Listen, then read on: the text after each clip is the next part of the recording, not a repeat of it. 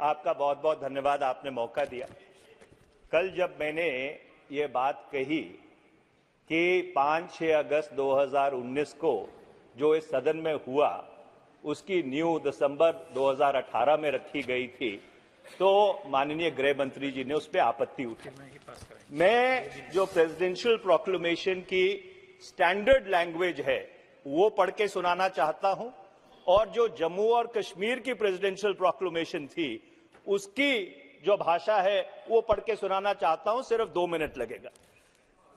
जो standard presidential proclamation है, और मुझे साथ की कॉपी मेरे पास मौजूद है, उसमें धारा 3 को लेकर स्टैंडर्ड लैंग्वेज है, so much of the proviso to Article 3 as relates to the reference by the President to the legislature of the states।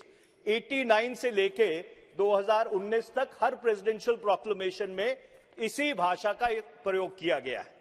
Jammu Kashmir की जो प्रेसिडेंशियल प्रोक्लेमेशन है उसमें उसको कैसे प्रयोग किया गया?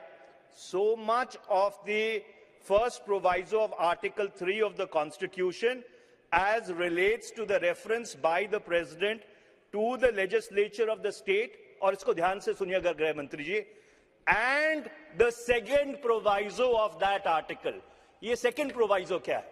ये सेकंड प्रोवाइजो ये है, जब धारा 3 में आप किसी भी स्टेट को रीऑर्गेनाइज करते हैं तो बगैर उसकी असेंबली को कॉन्फिडेंस में लिए आप वो रीऑर्गेनाइजेशन नहीं कर सकते।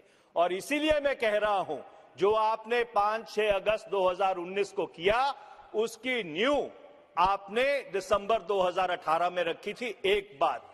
दूसरा, जब आपने कॉन्स्टिट्यूशनल ऑर्डर 272 निकाला और 367(4) उसमें प्रावधान किया और कहा कि लेजिस्लेटिव असेंबली का मतलब भारत की संसद है, आप ये भूल गए। जब आपने पार्लियामेंट को जम्मू कश्मीर की असेंबली में तब्दील किया तो जम्मू कश्मीर संविधान की धारा 147 है, which says that no bill can be entertained in the legislative assembly which changes the constitutional arrangements between Jammu and Kashmir and the Union of India। Okay। दूसरी बात मैं ये कहना चाहता हूं, ठीक है, आपने नहीं, एक मिनट अध्यक्ष जी, आपने धारा 3 पढ़ी संविधान की,